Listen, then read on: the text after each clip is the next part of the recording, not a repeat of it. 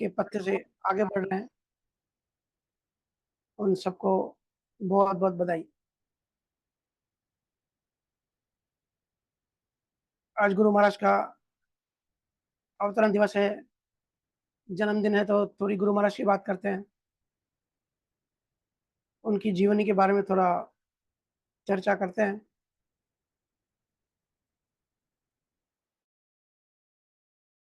भक्ति मार्ग में काफ़ी सारे केवल्य सतगुरु हुए, जिन्होंने अलग-अलग समय पे, अलग जगह पे, अलग तरीके से, अलग शब्दों में कैवल्य की बात बताई मनुष्य को। बेसिकली नाम भक्ति बताई। देखिए, ज्ञानी तो दुनिया में बहुत हुए, बहुत सारे अलग-अलग पंथों के अलग-अलग सतगुरु हुए, गुरु हुए। लेकिन कैवल्य पद और दूसरे बेसिक डिफरेंस क्या होता है?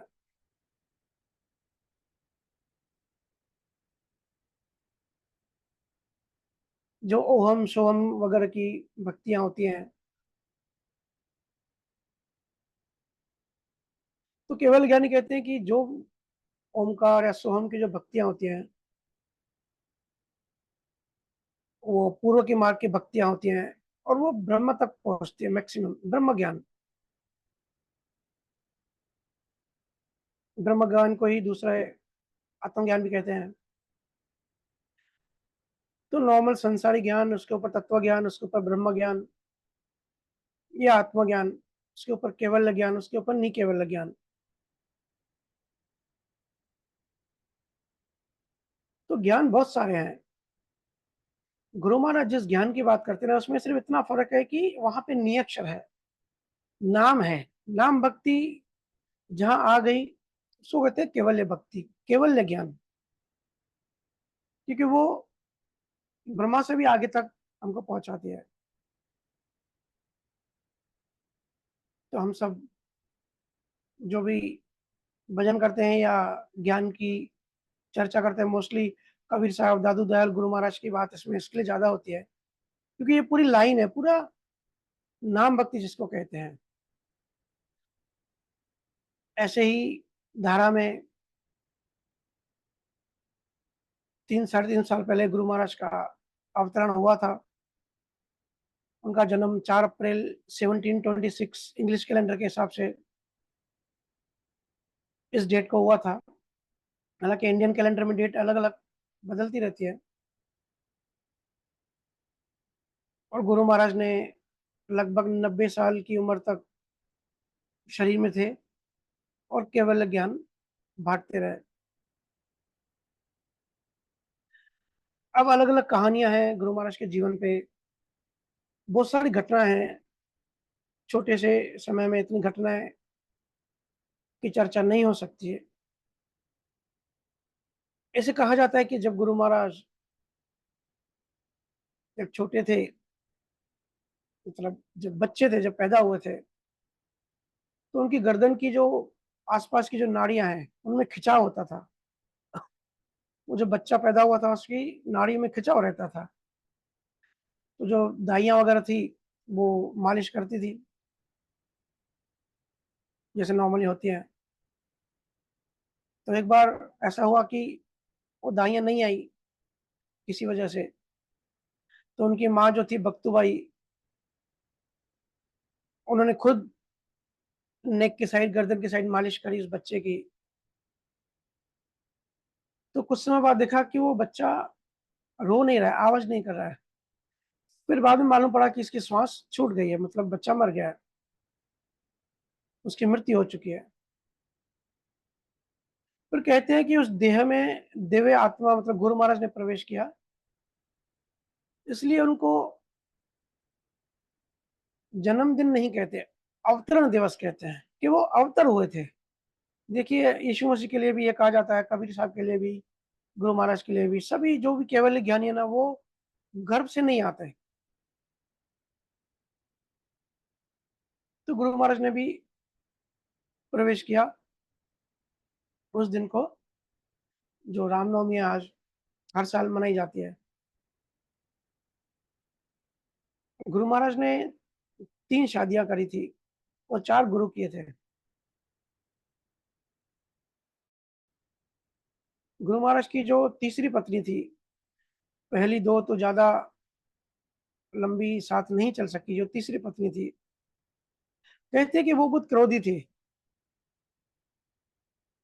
जब भी गुरु महाराज आस-पास के जीवों को ज्ञान देते थे, सत्संग करते थे, तो वो बहुत विघ्न डालती थी, उसको पसंद नहीं आता था। जैसे कि आमतौर पे होता है, संतों को तकलीफ देती थी, गुरु महाराज के ऊपर क्रोध करती थी, बुरा-भला कहती थी, अलग-अलग तरह की डिस्टर्बेंस पैदा करती थी। पर गुरु महाराज हमेशा शांत रहते थे, कभी विचलित नहीं होते, हमेशा स्थिर रहते थे। ये सभी ज्ञानियों की सिचुएशन है।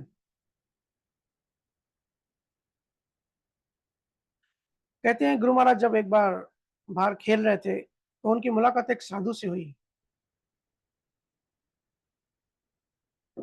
बाकी बच्चे तो देख के साधु को भाग गए, पर गुरु महाराज ने चर्चा करी,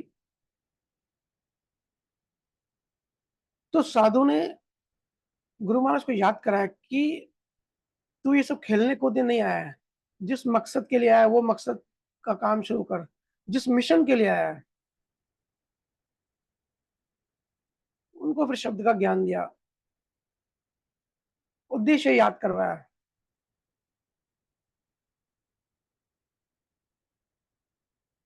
फिर गुरु महाराज ने आगे अपने जीवन यात्रा में 4 गुरु बताए हैं।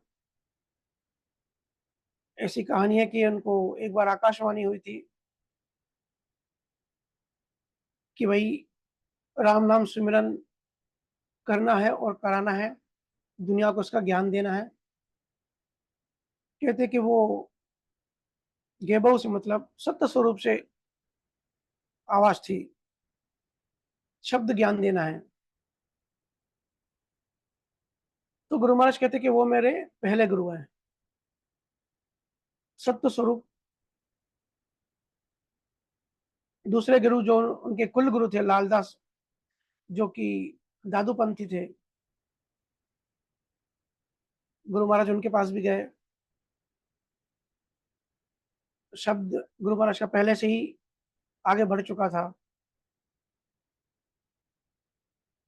लेकिन त्रिकुटी पे आके जब गुरु महाराज पहुँच गए थे, 9वें स्थान पे, तो आगे का रास्ता नहीं खुल रहा था।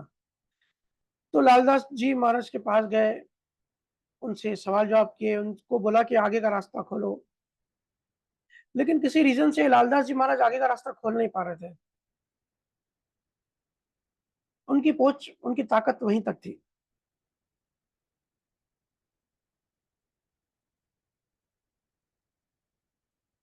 तो गुरु महाराज ने उनको दूसरा गुरु कहा, लेकिन वो गुरु जो त्रिकुटी के आगे नहीं पहुँचा पा रहे थे।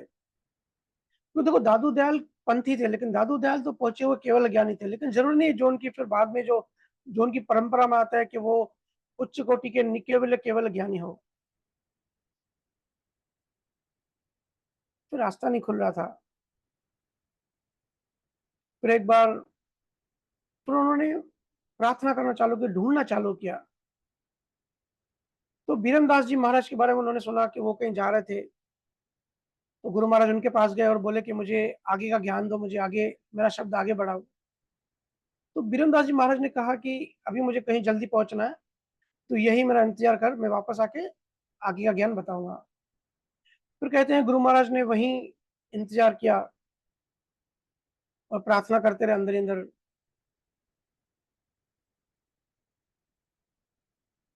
फिर जब बीरम दास जी महाराज वहाँ वापस लौटे, उन्होंने गुरु महाराज का भजन चेक किया और त्रिकुटी का आगे का रास्ता दिया, आगे बढ़ाया। हालाँकि गुरु महाराज अपने आप में केवल ज्ञानी थे और आज-जुगाद से वो बार-बार आ रहे हैं। लेकिन फिर भी केवल ज्ञानी ऐसा दुनिया के सामने एग्ज़ाम्पल सेट करते हैं कि बिना गुरु, बिना देहधारी गुरु मोक्ष नहीं है। शुरुआत देहधारी गुरु से ही करनी पड़ेगी।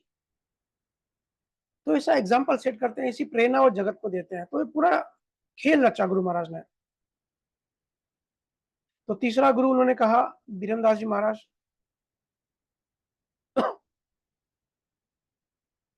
फिर वहीं पास में रामदास जी महाराज थे, उनसे वो मिलने गए, उनसे ज्ञान चर्चा करने गए। तो उन्होंने अनुभव पूछा गुरु महाराज का, जब उनका त्रिकुटी के आगे ब्रह्मा, फिर 13 लोग, फिर चिदानंद, शिव ब्रह्म, पार ब्रह्म, उसके आगे दशम द्वार के आगे जब अनुभव की चर्चा हुई, तो रामदास जी महाराज बहुत इंप्रेस हुए। उन्होंने पूछा कि आपका गुरु कौन है? तो गुरु महाराज ने कहा कि बीरमदास जी मेरे गुरु हैं। तो रामदास जी महाराज बड़े खुश हुए। तो गुरु महाराज ने फिर चौथा गुरु गुरु रामदास जी को कहा। पहला गुरु स्वरूप, दूसरा गुरु लालदास जी महाराज, तीसरा गुरु ब्रह्मदास जी महाराज, चौथा रामदास जी महाराज। हालांकि केवल ज्ञानी, वो तो अवतर हुए थे, केवल ज्ञानी ही थे पैदाशी, पर एग्जाम्पल सेट करना पड़ता है। गुरुओं की ऐसी लीला होती है। फिर आगे बहुत सारी साखी में गुरु महाराज ने बीरमदास जी महाराज की बहुत महिमा करी कि देहधारी गुरु क्यों चाहिए। किसी किसी के अंदर नाम की जागृति होती है। हालांकि हम सब परम चेतना है ही, आत्मा है ही, लेकिन सो गए, बेहोश हुए, तो कुछ स्पार्क देना पड़ता है। और वो स्पार्क ऐसा है कि इस माया के मंडलों में, प्रकृति के देश में नहीं मिलता, ये बाहर से इंपोर्ट करना पड़ता है। तो ये है नाम की शक्ति, नियक्षर का स्पार्क।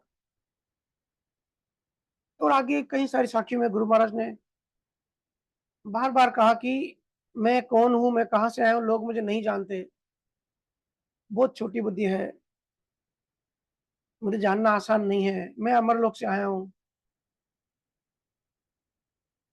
कई सारी साखियों में महाराज ने ऐसे वर्णन किया है।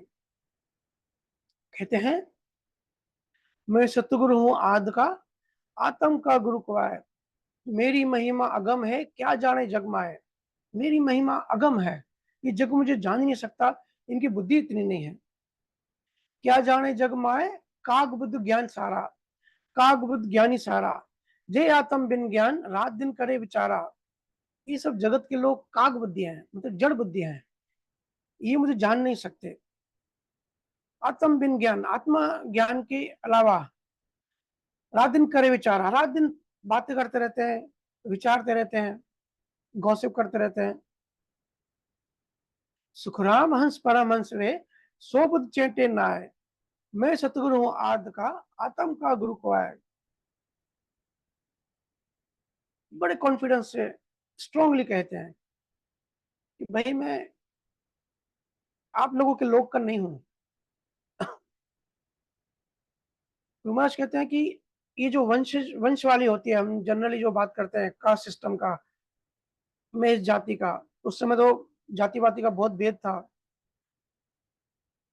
गुरु महाराज कहते हैं जगत के लोग भी ये जाति वाति के नहीं है, वो ब्रह्मा और माया, मतलब जड़ और चेतन के वंशज है।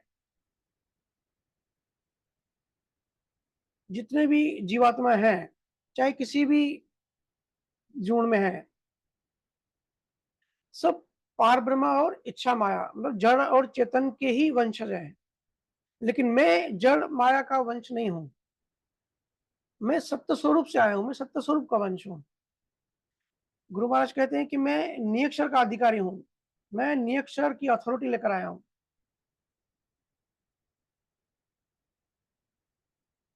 कुदूत कड़ा नाव की जागे, नियक्षर तन माई, केवल बीज असल और संतो, और उपाय न काई। गुरु महाराज कहते हैं केवल बीज। देखो बातें कितनी भी कर लो, ज्ञान चर्चा, इंफॉर्मेशन, ज्ञान कितना भी सुन लो, कितने बुक्स पढ़ लो, जब तक केवल का बीज अंदर नहीं आएगा, क्योंकि इस माया के लोक में सिस्टम ही ऐसा है कि जो बीज होगा वही पेड़ बनेगा। जब तक केवल का बीज नहीं हमारे अंदर आएगा, जागृत नहीं होगा, हम उस पर्टिकुलर डायरेक्शन में आगे नहीं बढ़ सकेंगे, कहीं ना कहीं भटक जाएंगे। या जहां का बीज होगा, जिस भी लोकेशन का, जहां जिस भी शक्ति का बीज हमारे अंदर होगा, हम उसी शक्ति तक पहुंच सकते हैं। केवल बीज असल और संतो और उपाय न काई। नाम के अलावा कोई भी उपाय नहीं है आत्मज्ञान के लिए, केवल ज्ञान के लिए, मोक्ष के लिए। नाम कुछ भी दे दो, वो जितना ऊंचा ज्ञान होता है, जितना अल्टीमेट होता है, उतना उतनी हमारी अगर बीज हमारे अंदर होता है, तो धीरे धीरे हमारी समझ, हमारी अंडरस्टैंडिंग बढ़ती जाती है। अब देखो, किसी गली में बहुत सारी बिल्डिंग्स हैं, तो कोई 10 माले की होगी, कोई 15 माले की, कोई 25 माले की, कोई 40 माले की। दुबई में शेख जायद रोड है, वहां पे लाइन से बिल्डिंग्स हैं। तो जो जिस बिल्डिंग के अंदर होगा, वो मैक्सिमम उसकी टेरेस तक जा सकता है, मतलब हाईएस्ट जितनी लंबी बिल्डिंग होगी उतना ही वो जा सकता है। तो हम कौन सी बिल्डिंग में है वो डिपेंड करता है, हमारी बिल्डिंग कितनी ऊंची है, हम मैक्सिमम वहां तक जा सकते हैं। ऐसे बीज है, अलग भक्ति के अलग बीज होते हैं। और केवल ज्ञानी बहुत मेहनत करते हैं, वो बार बार आते हैं, वो चाहे तो हमेशा हमेशा के लिए परम मोक्ष में चले जाए, लेकिन वो जीवों के लिए, जीवों के ऊपर इतनी उनकी करुणा होती है, वो जाते हैं, कुछ समय बाद वापस आते हैं। उनके जो जीव होते हैं, जिनको नाम शब्द दिया हुआ होता है, उनको फिर ले जाते हैं। गुरु महाराज ने कहा है, एक कल्प में वो 4032 बार आते हैं, और इस समय 51 कल्प चल रहा है सृष्टि का। मतलब सोचो, एक कल्प में 4032 बार आए हैं, तो 91वां अभी कल्प चल रहा है। ये मैथमेटिकल कैलकुलेशंस है सृष्टि की, अभी तक कितने साल हुए हैं। सृष्टि मतलब ये जो सोलर सिस्टम या ये यार धरती हम समझते हैं, सिर्फ इसकी बात नहीं है।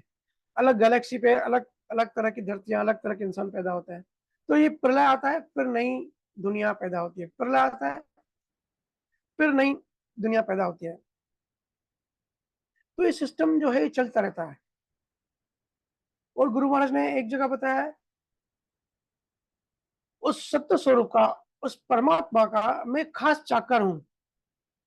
वो मेरा जो व्यवसाय है, मेरा जो धंधा है, मेरा धंधा सिर्फ ज्ञान का है, मैं ज्ञान का व्यापारी हूँ। मैं और कुछ काम नहीं करने आता हूँ यहाँ पे। गुरु महाराज मतलब शुक्रानी महाराज का शरीर मत पकड़ना। वो जो हंस है, वो बार बार अलग अलग शरीर लेकर आते हैं।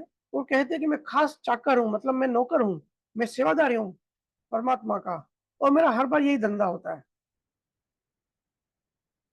और महाराज ने एक जगह बताया है कि कई सारे जीवों को केवल पहुंचा दिए। सतयुग में अनंत जीव है, त्रेता युग में 99 करोड़ जीवों को शब्द दिया और मोक्ष पहुंचे। द्वापर युग में 1 करोड़। ऐसे गुरु महाराज ने डिटेल्स दिया है।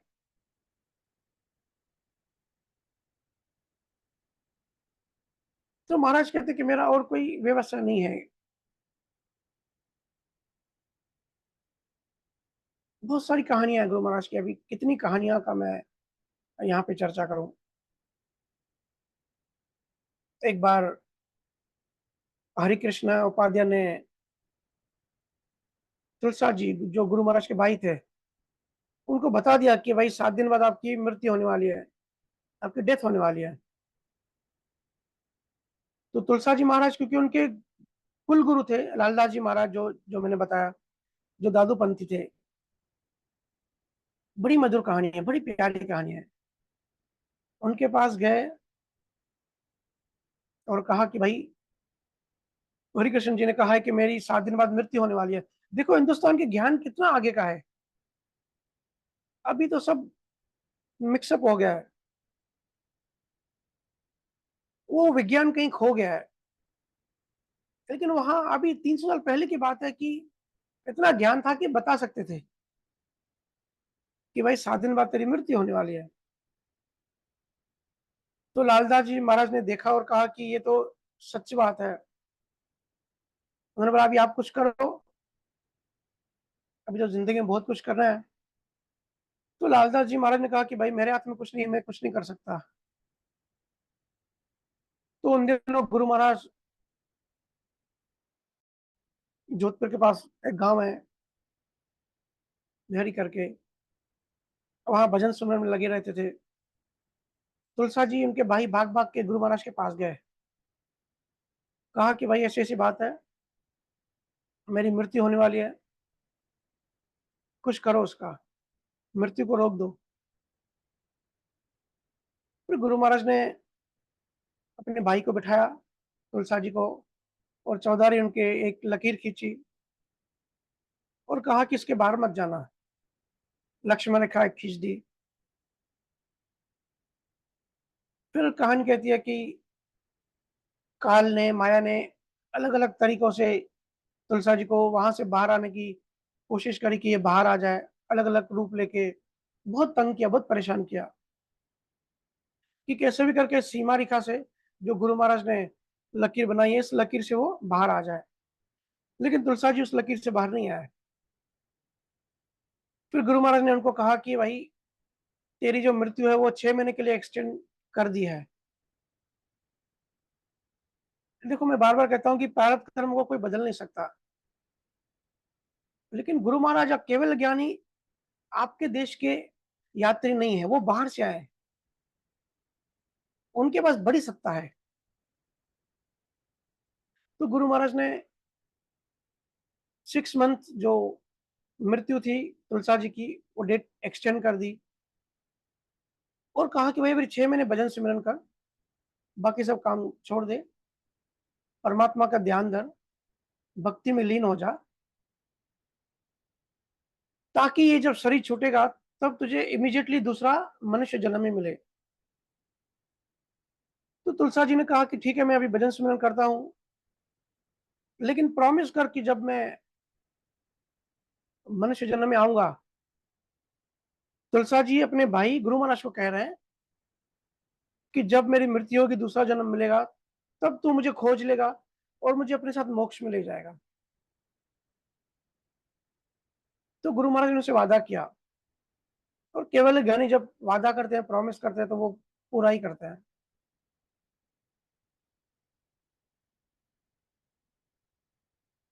ऐसा था कि तुलसा जी हुए या उनके जो परिवार में थे या गाँव वाले थे, पहले गुरु महाराज को एक आम इंसान समझते थे, जो कि होता है, नेचुरली है। परिवार वाले किसी भी गुरु को जल्दी एक्सेप्ट नहीं करते। उनको लगता है कि भाई हमारे जैसा आदमी ये गुरु कैसे हो सकता है? लेकिन तुलसा जी को जल्दी समझ में आ गया, उन्होंने परम गुरु माना उनको, उनकी उनकी चर्चा से, उनकी बातों से भक्ति में लग गए। लेकिन ये हमेशा होता है। कबीर साहब भी जब शरीर में थे, वाराणसी में इतना अल्टीमेट जब ज्ञान देते थे, तो कबीर साहब की मज़ाक उड़ाई जाती थी, उनको परेशान किया जाता था। ऐसे हज़ारों, ढेरों कहानियाँ हैं। क्योंकि परिवार में क्या होता है ना, परिवार वालों को अपना-अपना एजेंडा होता है और एक ईगो वॉर भी होता है।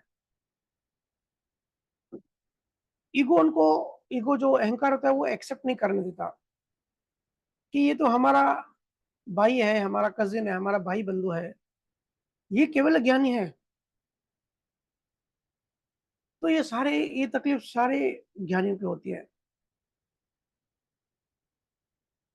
फिर तुलसा जी की मृत्यु हो गई और उन्होंने यूपी में जो रिछोला धाम है, कहानी कहती है कि वहाँ पे उन्होंने दूसरा जन्म लिया मनुष्य का,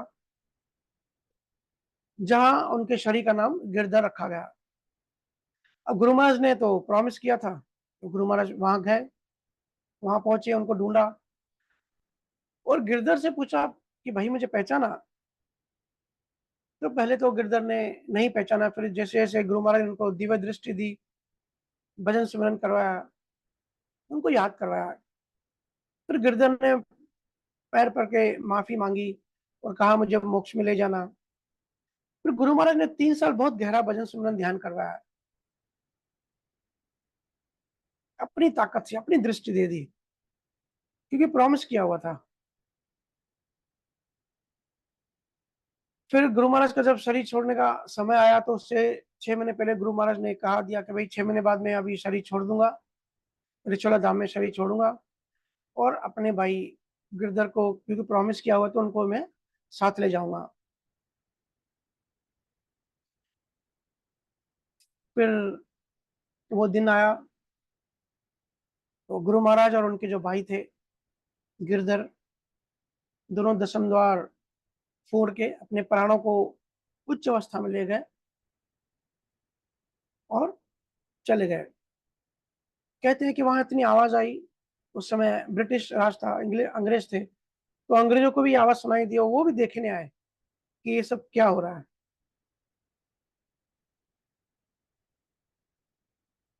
तो ऐसे कई घटना है गुरु महाराज की, लेकिन घटना और कहानी से ज्यादा गुरु महाराज का अगर ज्ञान समझेंगे तो वो हमारे निमित्त बनेगा हमारे मोक्ष के लिए भी। गुरु महाराज ने कहा है, वैराग्यम परम ज्ञानम, संतोषम परम धर्मम। वैराग्य परम ज्ञान है और संतोष परम धर्म है। लेकिन ये वैराग्य आए कैसे, ये संतोष मिले कैसे? देखो किसी को भी संतुष्टि नहीं है। आज किसी को भी थोड़ी नजर घुमाओ आसपास में, आसपास के देशों में जरा देखो क्या सिचुएशन है, क्या हालत लगी पड़ी है। हालांकि इतना ज्ञान है, इतनी वास्ट साइंस है, दुनिया छोटी हो गई है,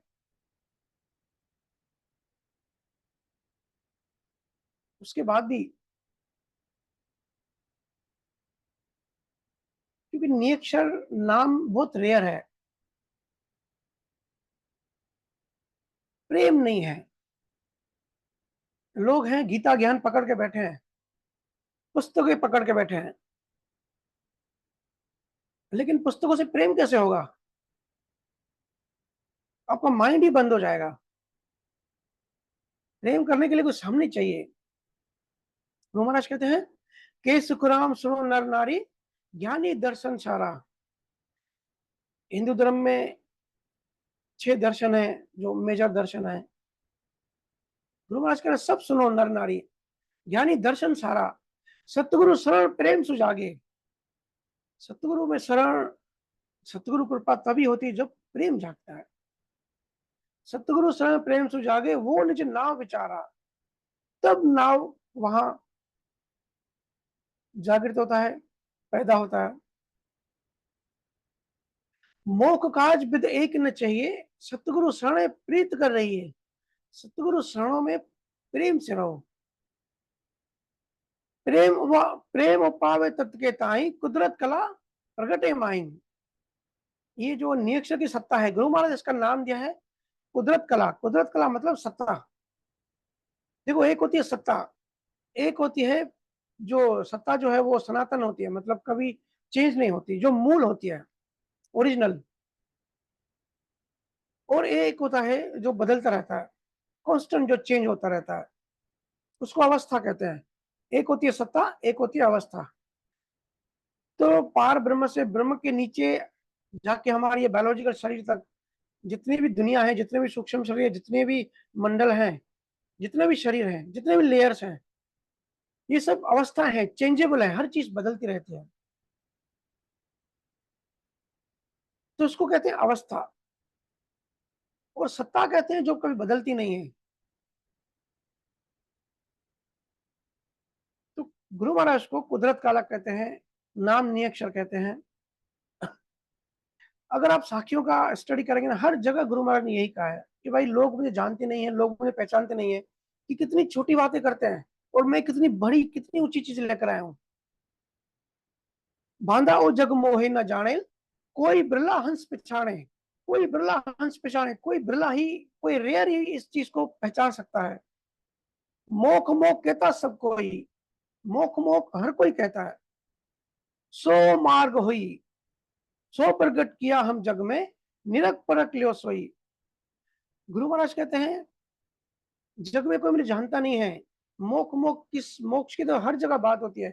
किसी भी भक्ति में, इवन नास्तिकों के पास जाएंगे, चारों के पास जाएंगे, वो भी मोक्ष की बात करता है कि कुछ मत करो यार, सब छोड़ दो, एक दिन मोक्ष में यूं ही चले जाओगे।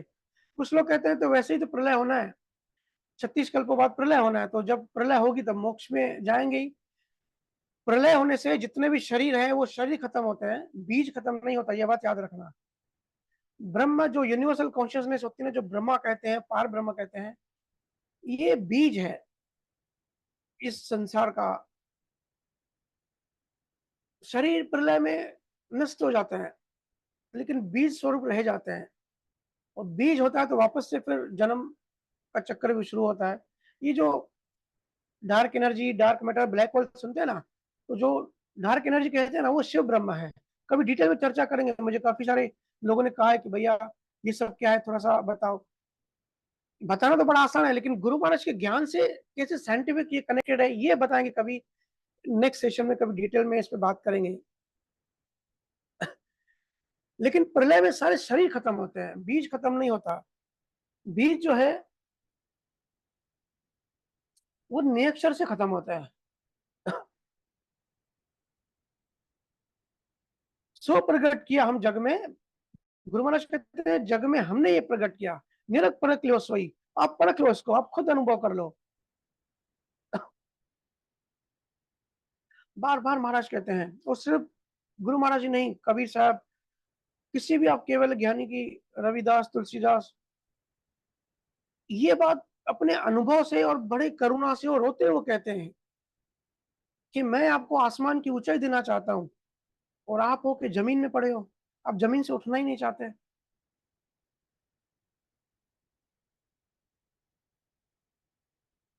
और सच्चे सतगुरु तो वैसे ही चुप कर रहते हैं।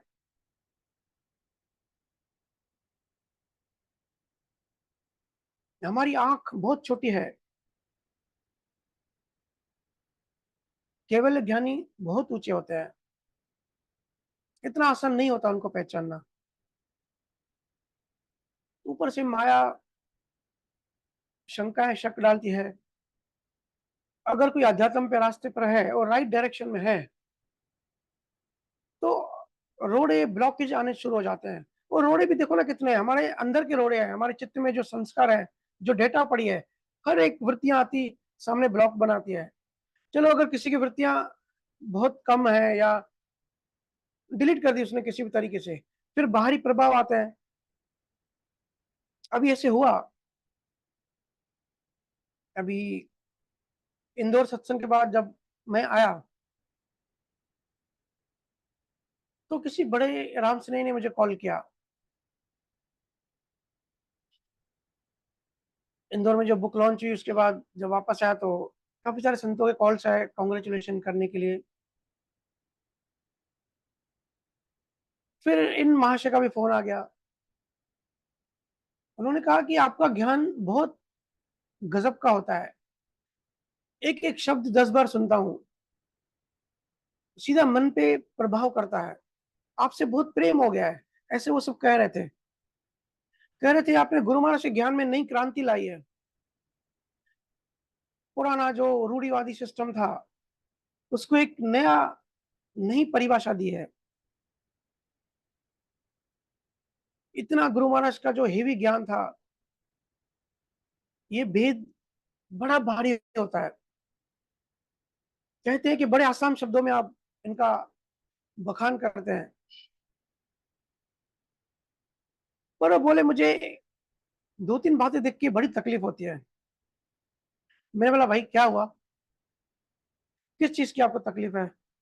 बोले मैं देखता हूँ कई बार कि आप टी शर्ट पहन के सत्संग करते हैं। तो मुझे बड़ी हंसी आ गई। बोले कोई केवल ज्ञानी को इसे सूट नहीं करता कि टी शर्ट पहन के सत्संग करें। और कई बार हम वीडियोस में देखते भी हैं कि आप केक भी काटते हो, केक खाते भी हो। बोले बच्चों के साथ आप नाचते भी हो, आइसक्रीम भी खाते हो। वो बोले कि केवल ज्ञानी मतलब गंभीर। बोले आपको गुरु गंभीर की तरह रहना चाहिए। बोले बच्चों के साथ मस्तियां करना, नाचना गाना, ये संतों का काम नहीं है। अब क्या बताऊं, मुझे कितनी हंसी आ रही थी सुन के। अंदर में बड़ी करुणा भी आती है कि केवल ज्ञानी क्या देना चाहते हैं, और कहाँ कितनी छोटी दृष्टि लेके बैठते हैं। अरे भाई, बाहरी किसी भी बेस से आप केवल ज्ञानी को नहीं जान सकते, नहीं पहचान सकते। बाहरी बेस का तो कोई कंसर्न ही नहीं है। ऐसे बहुत गुरु बैठे हैं लाल कपड़े पहन के, दाढ़ी बड़ी करके, मंदिर आश्रम खोल के गुरु गंभीर होके बैठे हैं कि भाई हम गुरु हैं, देखो हम ज्ञानी हैं। बाहरी बेस से ना कोई ज्ञानी बनता है ना कोई अज्ञानी बनता है, और इसे जज करना छोड़ दो। केवल ज्ञानी का जो बेस है वो तो शब्द है। गुरु महाराज ने कहा है ना, देहरो बेस सकल सो माया, असत सत नहीं कोई, जे कोई बेस शब्द को साजे, मोख मिलेगा सोई। देहरो बेस सकल सो माया, बाहर की जो भी शरीर है, बाहर के कपड़े हैं, व्यवहार है, सब माया है, क्योंकि ये सब कर्मों से होता है भाई। असत सत्य नहीं कोई, जो कोई बेस शब्द को साजे, जो शब्द का बेस धारण करता है, नियक्षर का बेस धारण करता है, मोक्ष मिलेगा सोई, उसी को मोक्ष मिलेगा। तो ये हमारे दृष्टि में है। आपकी दृष्टि कपड़ों को देख रही है, यहाँ के शब्द के बेस को देख रही है। के सुखराम बेश ओ मेरा, जे कोई संत बसावे, तीनों ताप तोड़कर हंसो अमर लोक ले जावे। गुरु महाराज कहते हैं कि भाई कोई संत, आप मेरा बाहरी बेस देखो और सच्चा बेस बताओ। अगर आप ये जानने में, ये देखने में सक्षम हो गए कि मेरा असली बेस क्या है, तो तीनों ताप जो है आपके, दुख महादुख जो है वो सब आपके छुड़वा दूंगा। तीन ताप तोड़कर हंसो अमर लोक ले जाऊंगा, आपको अमर लोक ले जाऊंगा। कहाँ उलझी हो छोटी छोटी बातों में। कबीर साहब कहते हैं, जाति न पूछो साध की, पूछ लीजिए ज्ञान, मोल करो तलवार का, पड़ा रहे दो म्यान, पड़ा रहन दो म्यान। तलवार की जो ताकत है, तलवार की जो धार है, उसका मोल करो। साधु के ज्ञान की मोल करो, जाति मत पूछो। बड़ा गहरा रहस्य छुपाता है केवल ज्ञानियों की इन दो तीन लाइनों की साखियों में। और गुरु महाराज एक जगह कहते हैं, ज्ञानी सबे ब्रह्म में बोला, से मुझे ना ही पिछोरे। ये जो तथाकथित ज्ञानी होते हैं, ये सब ब्रह्म में बोले हुए हैं। से मुझे ना ही पिछोरे, मुझे ये लोग मुझे नहीं पहचानते। उल्टी करे निंदा जग माही, निर्णो छानन आहे। उल्टा ये मेरी जग में निंदा करते हैं। ये गुरु महाराज बड़े हंस के कह रहे हैं कि ये जो अपने आप को ज्ञानी कहते हैं, ये मेरे ज्ञान को, मेरी स्टाइल को, हर देखो गुरु की अपनी अपनी स्टाइल होती है अपने अपने समय में, कि ये मेरी स्टाइल को पहचान ही नहीं पा रहा है, ये मेरे जो जो तरीका है इसको समझ नहीं पा रहे हैं। गुरु महाराज को हंसी आ रही है कि ये मेरी उल्टा निंदा करते हैं। इनको तो इनकी आंखें भर जानी चाहिए आश्चर्यचकित से कि कैसे इतना ऊंचा ज्ञान इतनी छोटी लेवल पर गुरु आते हैं और छोटा, खुद को छोटा बना के उस लेवल पर आके समझाने की कोशिश करते हैं, और step by step, process by process चेतना को उठाते हैं। गुरु महाराज करते हैं, उल्टी करे निंदा जग माही, उल्टा जग में मेरी निंदा करते हैं।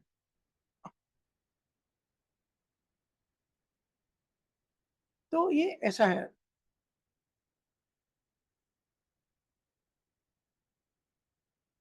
ये सब गुरु की तकलीफ है। अब ये महाशय कह रहे कि आपसे बहुत प्रेम करता हूं, पर टी शर्ट देख के इनका प्रेम कम हो गया, इसलिए आज मैंने टी शर्ट पहनी। क्योंकि ये सब मान्यताएं हैं भाई। गुरु का काम होता है मान्यताओं को तोड़ना। आज किसी बच्चे को अगर बात करो, आप सबने ऑब्जर्व किया होगा, जहां भी ऑफलाइन सत्संग में बाहर जाते हैं, मैं बच्चों को ज्यादा पकड़ के बातें करता हूँ, क्योंकि बच्चों से उनकी जो हिडन एक्टिविटीज होती है, जो सबसे छुपाते हैं, वो मेरे सब शेयर करते हैं और बताते हैं कि उनका पूरा फोकस इंस्टाग्राम, स्नैपचैट इन पे लगा रहता है। उन पे चैटिंग उनकी लगी रहती है, अननेसेसरी, अपना समय खराब होता है उनका। लेकिन जब अध्यात्म की बात करो उनको बोरिंग लगता है। बोरिंग क्यों लगती है? ये जो तथाकथित ज्ञानी है ना, जिन्होंने ऐसे बना दिया है कि केवल ज्ञानी मतलब गुरु गंभीर से शिता होना चाहिए, गुरु को हंसी नहीं आनी चाहिए, गुरु डांस नहीं कर सकता, तो बच्चे बोलते हैं भाड़ में जाओ, हमको चाहिए ही नहीं, हमको ऐसे बोरिंग गुरु नहीं चाहिए। वो फिर अपने ही संसार में भटकते रहते हैं। टी-शर्ट में सत्संग नहीं हो सकता। अब क्या इसके लिए लाल कपड़े पहनने ज़रूरी है? या वो बोले कि आप धोती पहन लो या कुछ खास पर्टिकुलर व्हाइट कलर के कपड़े पहन लो। अरे भाई मैं ऑफ़िस जाता हूँ, धोती पहन के ऑफ़िस जाऊँ मुंबई में? जो सहज लगे वो करो, जो कंफर्टेबल लगे वो करो। ये सब मान्यताएँ हैं। आज संसारी इंसान इतना दूर क्यों हो गया है? संसारी को लगता है कि केवल ज्ञानी बहुत दूर है, वो तो अलग डिपार्टमेंट है, मैं तो बहुत छोटा इंसान हूँ, मेरा काम है दुकानदारी करना, पैसे कमाना, बीवी बच्चों को पालना। ये ज्ञान व्यान हमसे नहीं होगा, ये भजन सुमन हमसे नहीं होगा। गुरु उनको बहुत दूर लगते हैं कि भाई गुरु है तो बहुत बड़ी बात है। ऐसा लगता है कि हम हो ही नहीं सकते। हम सब जितने भी इंसान धरती पर हैं, हम सब में गुरु बनने का बीज है। सही पुरुषार्थ करके हम सब केवल ज्ञानी बन सकते हैं। इन सब मान्यताओं को ब्रेक करो कि व्हाइट कपड़े पहन के ही सत्संग करना चाहिए, क्योंकि इससे बच्चे और न्यू जनरेशन दूर भागेंगे।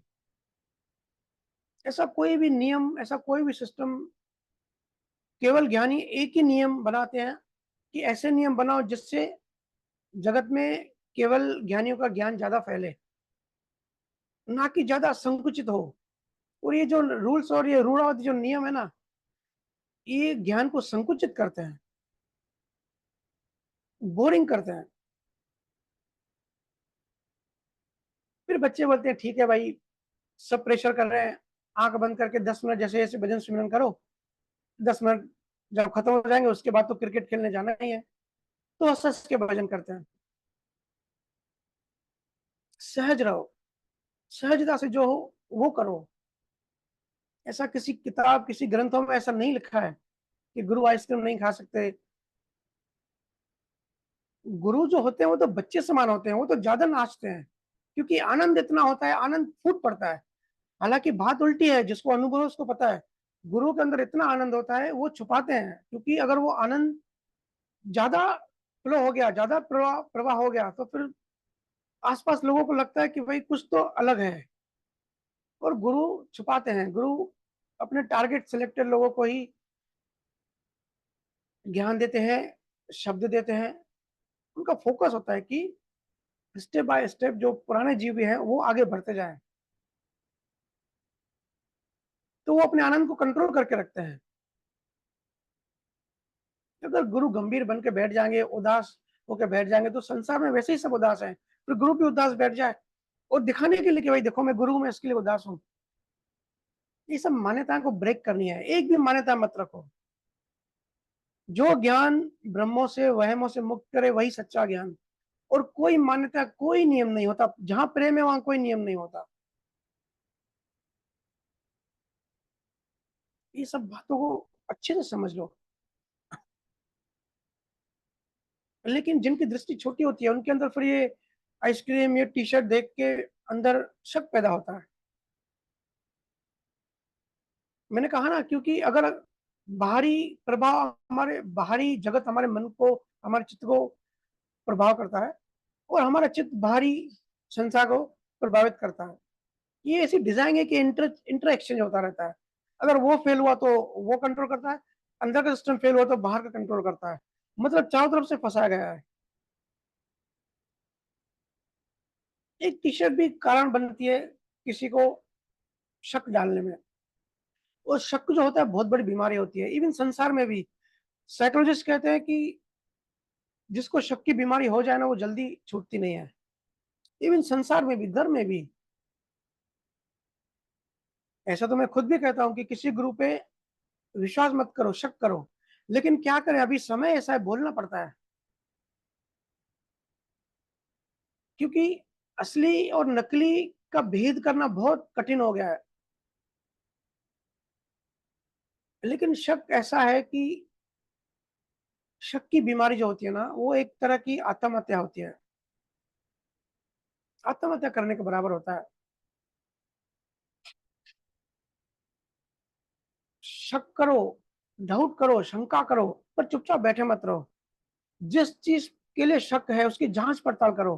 उसकी इंक्वायरी करो, उसकी इन्वेस्टिगेशन करो, फिर उसको हटा दो। शक को हटाना बहुत जरूरी होता है सही समय पे। एक बार हो जाओ, या इधर हो जाओ या उधर हो जाओ। शक क्या करता है, हमारे मन को बेचैन करता है। किसी भी चीज का शक अंदर डाल दो, एक वायरस की तरह हमारे मन में जाकर बैठ जाता है, फिर विचलित करता रहता है, स्थिर नहीं होने देता। तो कोई भी शक आ जाए ना, उसको जांच पड़ताल करो, पूरी ईमानदारी से उसकी इंक्वायरी करो, ताकि उसका समाधान आ जाए, उसका समाधान करो।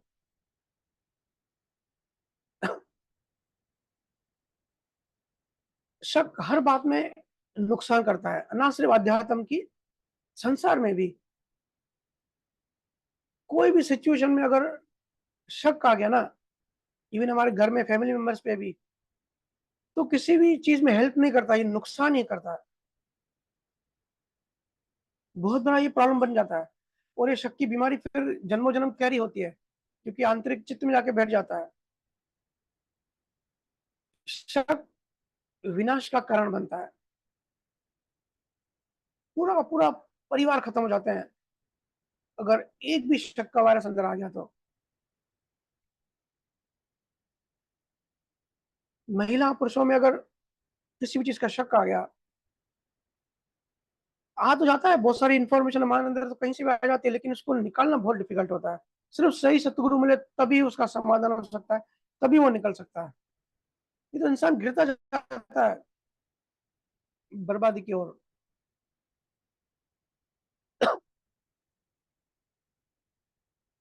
जिसका मन इस तरीके से होता है, जिसको शकी मन कहते हैं, हर किसी पे शक करता है, फ्रेंड सर्कल में, परिवार में, ऑफिस में, बीवी बच्चों पर, तो समझो वो इंसान मरा हुआ है। मन उसकी शांति छीन लेता है। होगा कुछ भी नहीं, फैक्चुअली कुछ भी नहीं होगा, असलियत में कुछ भी नहीं होगा, लेकिन मन है ना, उसको वहम पैदा करता है। ये जो शक है ना, वहम पैदा करता है उसके मन के अंदर, क्योंकि वो बीज होता है, बीज बढ़ते जाता है। इसके लिए ज्ञानियों ने कहा है, शक की जो बीमारी है वो महादुख है। तमाम दुखों का मूल कारण है शक। किसी भी चीज पे शक है, उसको उसको जड़ से फेंक दो, उसकी पड़ताल करो, जब तक कि समाधान नहीं होता, जब तक वन साइड नहीं होता। इससे पहले शक आपको खत्म कर दे, आप शक को खत्म कर दो। ये ऐसा होता है, किसी ने कुछ इन्फॉर्मेशन डाल दी, थोड़ी सी बात हमारे मन में डाल दी किसी व्यक्ति के लिए, जो कि सच नहीं होता, लेकिन वो फिर हमारे अंदर वो तरंगे पैदा करता रहता है, घूमता रहता है, उससे नए कर्म बनते हैं। अशांत अशांत इंसान रहने लगता है। साइकोलॉजी की बहुत बड़ी बीमारी है, मुझे नाम रिकलेक्ट नहीं हो रहा है। ये ऐसा है कि जैसे समझो आप रात को आपने देख लिया कि घर में सांप घुस गया। अब आपने देख लिया, या किसी ने आपको बता दिया कि तेरे घर में सांप आ गया है, तो फिर आपको नींद नहीं आएगी रात को। मन चलता रहेगा, चित्त चलता रहेगा, क्योंकि डिफेंस मैकेनिज्म बना हुआ है कि सांप मतलब खतरा। तो आपको शांति से सोने नहीं देगा। चाहे सांप ना भी हो, आपको किसी ने मजाक में कह दिया, लेकिन आपकी वो नींद खराब कर देगा, वो जो शक है आपका नींद खराब कर देगा। तो क्या करना चाहिए, उठो, पूरा घर की छानबीन करो, जांच पड़ताल करो कि सांप है कि नहीं है। अगर आप जांच पड़ताल नहीं करोगे, ऐसे जाके बेड पे पड़ जाओगे, तो नींद नहीं आएगी। ये डर, ये वहम, ये शक आपको तड़पाते रहेगा। तो लोग कहेंगे तो भैया क्या करें, अगर सांप आएगा तो तकलीफ तो होगी ना, अगर वो काट दे तो। अरे भाई, अगर सांप को काटना होगा ना, जो लिखा होगा तो वो काटेगा ही, चाहे आपको पता पड़े चाहे ना पता हो। अगर आपको किसी ने बता भी दिया कि आपके घर में सांप आ गया, अगर नियम में है, प्रारब्ध कर्मों में है, तो आपको वो सांप काटेगा ही। और अगर नहीं लिखा है तो नहीं काटेगा। बट आप फोकट में अपनी नींद खराब कर देते हो। ज्ञानियों को कुछ फर्क नहीं पड़ता। बहुत सारे कहानियां हैं गुरु नानक देव जी की, महावीर स्वामी की, बुद्ध की। वो जंगलों में गए और शेर चीते उनको सामने आते थे, लेकिन उनको ये राज पता था कर्मों का, कि अगर उनको खाना होगा तो खा ही लेंगे, कुछ नहीं कर सकते। और अगर नहीं खाना होगा तो नहीं खाएंगे।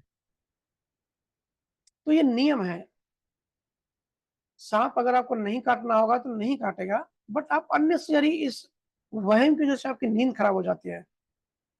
जब तक कि इस बात का आपको ज्ञान नहीं आ जाए वापस से कि अभी सांप निकल गया है, जब तक कि आप मन का समाधान नहीं करते हो, तब तक शांति नहीं मिलेगी। तो ये शक ऐसी बीमारी है, जैसे ही अगर आप ऑब्जर्व करो कि भाई मन में शक आ गया, तो उसको समाधान करो, नहीं तो जी नहीं पाओगे, तड़पते रहोगे। ज्ञानी तो कहते हैं कि आप जब खाना खा के सो जाते हो, तब आप शक नहीं करते कि खाना अंदर जाएगा, अंदर क्या करेगा, कैसे करेगा, हमारा अच्छा करेगा या बुरा करेगा। पर अपने आप protein, vitamin, fibre, sodium chloride, calcium, iron, ये सब अपनी अपनी जगह पहुंच जाते हैं। खून की जगह खून पहुंच जाता है। ये सब कैसे होता है? यूनिवर्सल कॉन्शियसनेस जो है, ये सब अपने हिसाब से, अपनी कैलकुलेशन के हिसाब से चलाती रहती है। ये सब ऑटोमेटिक सिस्टम है, ये प्रारब्ध कर्म का जो नियम है। तो ऐसे बाहर की जगत में भी सब ऑटोमेटिक है। पर शंका जब आ जाती है, जब शक आ जाता है किसी इंसान पे या किसी पे भी, तो वो जीने नहीं देता। फैक्ट भले अलग हो, लेकिन चित्त में जो वृत्तियां हैं वो अलग अलग, थॉट्स, मतलब उसकी इंटेंसिटी इतनी बढ़ जाती है, फिर इंसान डिप्रेस फील करने लगता है अगर उसका जल्दी समाधान ना हो। फिर सुसाइडल वृत्तियां बनती जाती है, इंसान फंसते जाता है इस चक्रव्यूह में। कोई अगर अपनी पत्नी पे, बच्चों पे शक करता है, अरे भाई जो होना है वो होगा ही, सब ऋणानुबंध बंद है, सब कर्मों के लेन देन है। लेकिन अगर शक पैदा हो गया किसी भी चीज से, तो उसका समाधान जरूर करना। समाधान करने में लग जाओ, सॉल्यूशन निकालो। तो सबसे अच्छा सॉल्यूशन ये है कि अपने आप को ये ज्ञान दो कि सब रिश्ते कर्मों से हैं। जो जैसा है वैसा है ही। कोई यहाँ अपना नहीं है, कोई यहाँ पराया नहीं है। सबका हिसाब है, इसके लिए एक दूसरे से चिपके हुए हैं। मेरे पास लोग आते हैं, कहते हैं कि भैया हम तो अच्छा चलते थे, उसने कपट कर लिया, उसने हमको धोखा दे दिया। अरे भाई, यहाँ सभी धोखेबाज है, ये आप एक्सपेक्टेशन मत करो कि कोई ईमानदारी से चलेगा। सब कपटी हैं, सब धोखेबाज हैं। क्योंकि कलयुग है ना, ये समय ऐसा चालू है। हम सब यहाँ जो आके मिले ना, तीनों युगों का जो रबिश होता है ना, जिसके हिमालय के जैसे चित्त भरे पड़े हैं, हम सब वो आके मिले हैं। तो ऐसे समय में, ऐसे चित्त में, ऐसी हम उम्मीद क्यों रखते हैं कोई ईमानदारी से हमसे चलेगा? और हम खुद से पूछे कि हम ईमानदार हैं रिश्तों में? अपने आप से पूछे, हम सब कपटी हैं। हम सबको अपना अपना स्वार्थ होता है।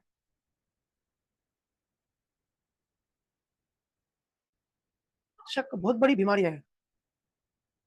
शक से वहम पैदा हो जाता है।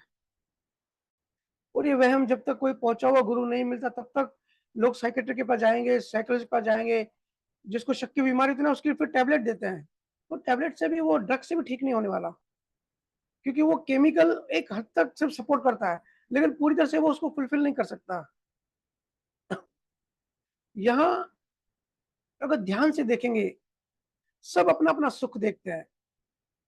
माँ बाप हो, बच्चे हो, पति पत्नी हो, सब अपना अपना सुख ढूंढते हैं। तो यहाँ किसी ज्यादा उम्मीद मत करो। उम्मीद करोगे तो दुख पैदा होगा। शक जो है ना, ये इंसान को खा जाता है। चाहे अध्यात्म में हो, अध्यात्म में है तो अध्यात्म को खा जाता है, संसार में तो संसार में खा जाता है।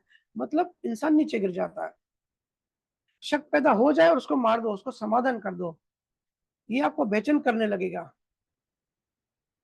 एक वायरस है, अंदर घुस गया, फिर ये वायरस अपने आप में बढ़ता जाएगा। पूरे दिल से जांच करो। नहीं करोगे तो दृष्टि बहुत छोटी हो जाएगी। और देखो, आप कभी ऑब्जर्व करना, जिसको भी शक की बीमारी होती है ना, उसको बार बार वही चीज सामने दिखती है। अगर समझो किसी को अपने बच्चों पे शक है, और बच्चे अगर मोबाइल में पढ़ाई भी कर रहे हैं, तो भी उनको लगेगा कि मोबाइल में किसी चैटिंग चल रही है और कुछ चल रहा है, उसको दृष्टि में वही दिखाएगा उसका चित्त। क्योंकि अंदर वायरस आ गया, दृष्टि के ऊपर वायरस का लेयर आ गया। तो अपनी दृष्टि बड़ी करो भाई, केवल ज्ञान आपकी दृष्टि को बदलता है, बड़ा करता है, हेलीकॉप्टर दृष्टि देता है। कहाँ आप टी-शर्ट के चक्कर में पड़ गए। मेरे पास लोग आते हैं, कहते हैं कि घर वाले शक करते हैं, इवन कुछ तो कहते हैं कि भैया घर वाले भक्ति भी नहीं करने देते, उसमें भी विघ्न डालते हैं। जो भी ये ज्ञान सुन रहे हैं बड़े ध्यान से सुने।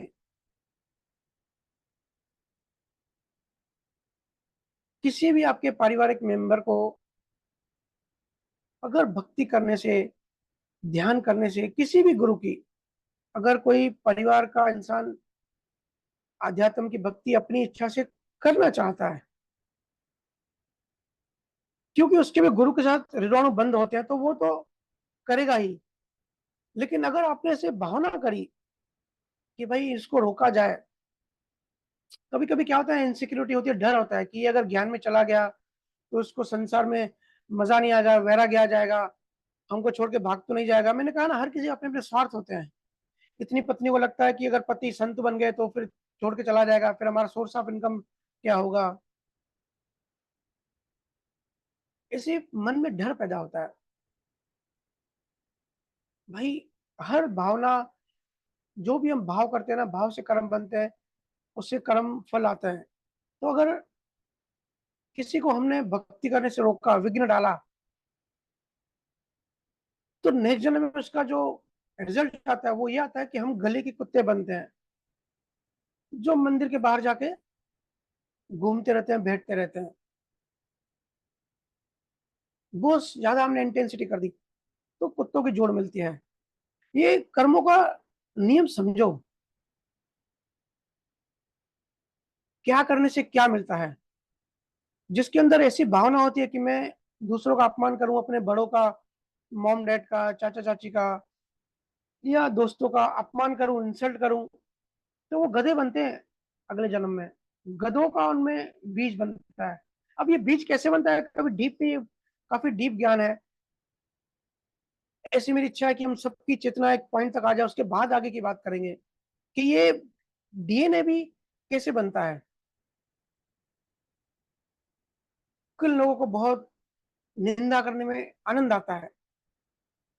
वो इसलिए निंदा करते हैं कि दूसरे की निंदा मतलब खुद की तारीफ, खुद के अहंकार को उनको जो है फूड मिलता है कि वो इंसान गंदा है मतलब मैं अच्छा हूं। तो किसी किसी की वृत्तियां निंदक बन जाती है, उनकी भावना ऐसी होती है कि इनकी निंदा करूं। तो ऐसे लोग कीड़े मकोड़े की जोड़ में जाते हैं।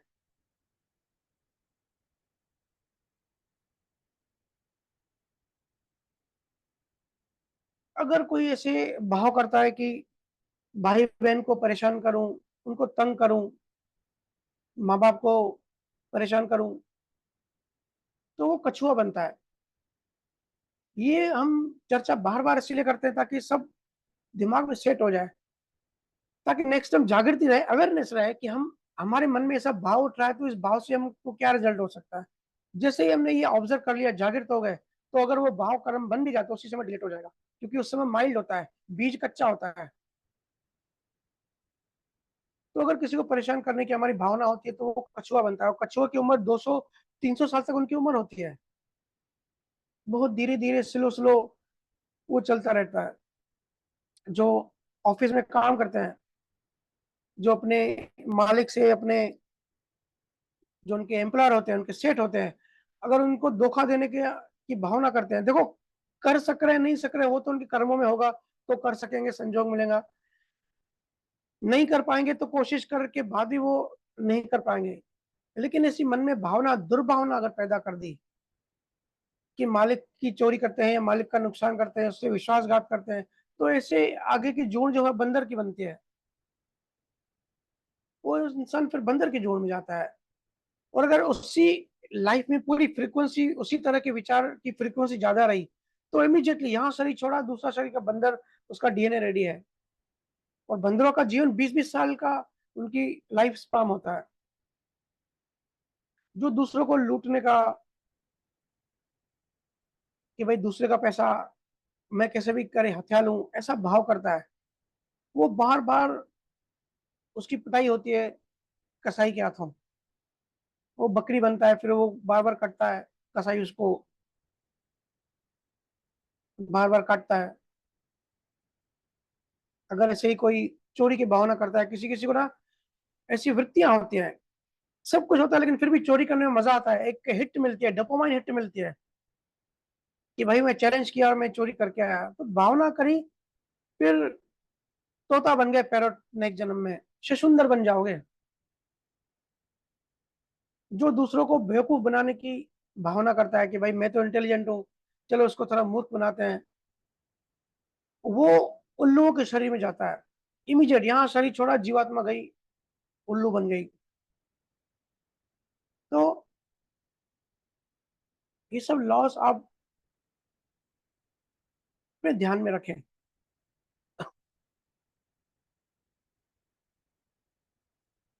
जो बहुत ज्यादा मांस खाते हैं, नॉनवेज खाते हैं, बड़ा एंजॉय करते हैं, एक्सेप्ट करते हैं।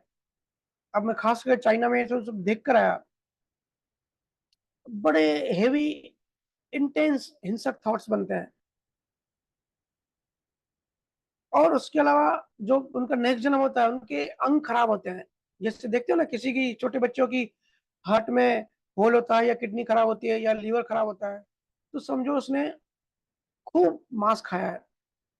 तो मांस खाया तो उसके खुद के अंग दूसरे जन्म में, अगर दूसरे उसके कर्म अच्छे हैं, मिक्स है, उसको किसी भी तरह से अगर इंसान का जन्म मिल जाता है, लेकिन इंसान के जन्म में उसको सजा मिलती है, उसके अंग खराब हो जाता है।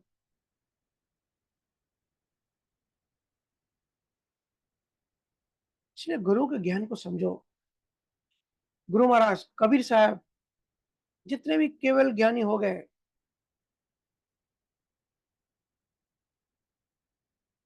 उनके एक एक साखी में, या साखी न भी पढ़ो, बस ध्यान में उतर जाओ, उन केवल ज्ञानियों को मन में प्रार्थना करो, तो ज्ञान बीज फूट जाएगा। मेरे पास आते हैं कि भैया साखी का मुझे गहराई का मतलब नहीं समझ में आता। कुछ नहीं करना है। हाँ, एक, क्योंकि गुरु जब कोई साखी बोलते हैं तो बड़ी ऊंची चेतना से बोलते हैं, और पढ़ने वाला अगर अर्थ करेगा, उसकी चेतना नीचे है, तो नेचुरली उस कम्युनिकेशन नहीं होगा, वो गुरु का मैसेज डिकोड नहीं कर पाएगा, अर्थ का अनर्थ कर देगा। इसलिए आप देखो, गीता तो कृष्णा ने एक ही मैसेज दिया, अर्जुन को एक ही बार दिया, 45 मिनट तक, लेकिन आज हजार तरह की गीताएं हैं, अलग अलग, सबने अपने अपने अर्थ कर लिए। गीता में बेसिक चीजें ही हैं, प्रेम भक्ति सबसे ऊंची है, पार ब्रह्म तक मैं ही हूँ, पार ब्रह्म तक अगर तुझे जाना है तो त्रिकुटी पे प्राण ऊपर आपको लेके ध्यान करना पड़ेगा। लॉ ऑफ कर्मा, जो मेन फोकस किया कृष्णा ने, अकर्ता भाव, आसक्ति नहीं करनी। ऐसे गुरु महाराज की भी वाणी जी है, बहुत ऊंचा ज्ञान है, उच्च लेवल की चेतना से गुरु महाराज ने साखियां ज्ञान दिया। फिर बाद में जिन्होंने संजोया, फिर 2-3 जनरेशन आगे वो ग्रंथ गया, तो कम्युनिकेशन प्रॉपर नहीं हो पा रहा है। मेरे पास लोग आते हैं, पूछते हैं कि भैया हर रामदारे दूसरे रामदार का विरोध क्यों करता है? तो उसका कारण यही है, क्योंकि उन मोस्टली खुद के अनुभव पे जोर नहीं देते। और वाणी जी में जो गुरु महाराज का ऊंचा ज्ञान है, जो साखी जो पढ़ते हैं, जो उसका अर्थ करते हैं, हर कोई अपने अपने हिसाब से अर्थ का अनर्थ कर देता है, तो बात पहुंचती नहीं है। पहले खुद को अनुभव करना है, चेतना को उच्च कोटि पे ले जाना है, उस पॉइंट तक ले जाना है जहां पे हम इतनी ऊंची बात समझ सकें। क्योंकि कोई बात समझने के लिए थोड़ी समझ तो चाहिए होती है ना। चेतन शब्द है, चेतन शब्दों को समझने के लिए चेतना चाहिए। इसलिए फिर अलग अलग अर्थ निकलते हैं, फिर विरोध शुरू हो जाता है। केवल ज्ञानियों को उनके जब वो शरीर में थे, जितने लोगों ने जाना, उनसे ज़्यादा ऐसे लोग थे जिन्होंने उनको नहीं जाना, जिन्होंने उनका उस समय अपमान किया, परेशान किया, टॉर्चर किया। और ये सभी गुरुओं की तकलीफ है। ये गुरु को पता होता है कि भाई नासमझों की दुनिया में जाएँगे तो ये हाल तो होना ही है। संसार हमको हर समय फँसाने की कोशिश में लगा रहता है। पल-पल ऐसी सिचुएशन, ऐसी इन्फॉर्मेशन, जैसे परमाणु हमारे ऊपर फेंके जाते हैं कि हम ज्ञान से दूर हो जाएँ, संसार में फँसते रहें, किसी भी बात पे शक पैदा हो जाए, किसी भी बात में कहते हैं ना कि भई चाँद में भी इंसान दाग देख लेता है। चाँद की शीतलता, चाँद की खूबसूरती नहीं दिखाई देती, चाँद में दाग देख दे, तो वो दृष्टि, देखने वाले की दृष्टि पे निर्भर निर्भर करता है कि वो क्या देखता है। इसलिए केवल ज्ञानियों के ज्ञान का आधार लो, और आधार से भी पहले, सबसे पहले रोज भजन सिमरन करो, रोज ध्यान करो, और स्वरूप की, अपनी आत्मा की ओर यात्रा चालू कर दो। स्टेप बाय स्टेप जब हम आगे बढ़ते हैं, ज्ञान और ध्यान को हम पकड़ के रखते हैं, अध्यात्म में कोई बेस बनाते हैं संसार का, संसार में रह के हमारी आत्म बुद्धि, हम अपनी चेतना को, हमारा जो ध्यान है स्थिर रखते हैं। स्थिर कैसे रखते हैं? नी अक्षर को पकड़ के, नी अक्षर का शब्द का जब बेस पकड़ते हैं, तब बाहर की दुनिया कितनी वाइब्रेट हो, कितने भी वहाँ झूले चलते रहें, चेतना हमारी स्थिर होती है, क्योंकि नी अक्षर में समाई होती है। और जब चेतना स्थिर है तो बाहर कितनी भी वाइब्रेशन चले, वह कितनी भी धरती गोल घूमे, प्रकृति गोल घूमे, संजोग गोल घूमे, इंसान घूमता रहे, हम स्थिर रहते हैं। इसलिए कबीर साहब ने कहा है, श्रुति को शब्द में लीन कर दो, लय कर दो, क्योंकि असली तो वही है, बाकी तो सब शरीर के लेयर्स हैं। मन चित बुद्धि अहंकार का शरीर लग गया, उसके ऊपर फिर बायोलॉजिकल शरीर के 5 विषयों के 5 तत्वों के ये शरीर लग गया। और भी बात यहाँ खत्म नहीं हुई, आगे और भी शरीर आने वाले हैं।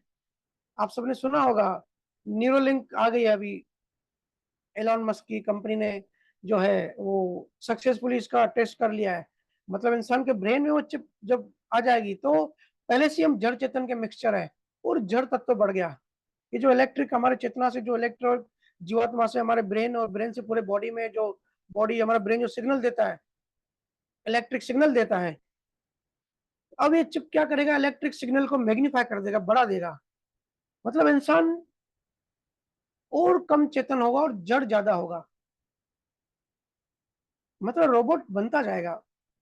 तो ये नए नए शरीर हैं, और भी आते जाएंगे, बायोलॉजिकल शरीर पे बात खत्म नहीं होगी, क्योंकि प्रकृति हमेशा इवोल्यूट करती है। ये प्रोसेस ऑफ इवोल्यूशन हमेशा चलता रहता है, ये खत्म नहीं हुआ। आज भी वैज्ञानिकों का कहना है कि ब्रह्मांड फैल रहा है, और लाइट की स्पीड से फैल रहा है। लाइट की स्पीड की गति से कितनी स्पीड है सोचिए, हर एक सेकंड में ब्रह्मांड बड़ा होता जा रहा है। महावीर स्वामी कहते हैं ब्रह्मांड श्वास ले रहा है। तो ये प्रोसेस ऑफ एवोल्यूशन हमेशा चलता रहेगा। हो सकता है आज जो हमारा शरीर है, 10,000 साल बाद ऐसा शरीर नहीं हो, 5 इंद्रियों के 15 एक्सटेंशन लग गए हो साइंटिफिकली। तो दुनिया बड़ी डायनेमिक है, यहाँ बदलाव होते रहेंगे। हम सब यहाँ जो परिवार में रहते हैं, जिससे भी दिन भर में डील करते हैं, चाहे कस्टमर हो, हमारे चाचा मामा अंकल हो, कोई यात्री हो साथ में, सब कर्मों से मिलते हैं। तो किसी से ज्यादा कोई उम्मीद ना रखें, बस अपना बेस्ट करें, अपनी जिम्मेदारी पूरी करें, गुरु ज्ञान में रहें, मस्त रहें, खुश रहें और मुस्कुराते रहें। आज सत्संग को यहीं विराम देते हैं। आप सबका बहुत बहुत धन्यवाद। सभी को राम राम। एक बार फिर से गुरु महाराज के अवतरण दिवस पर आप सबको बहुत बहुत बधाई, और रामनवमी की भी बहुत बहुत बधाई।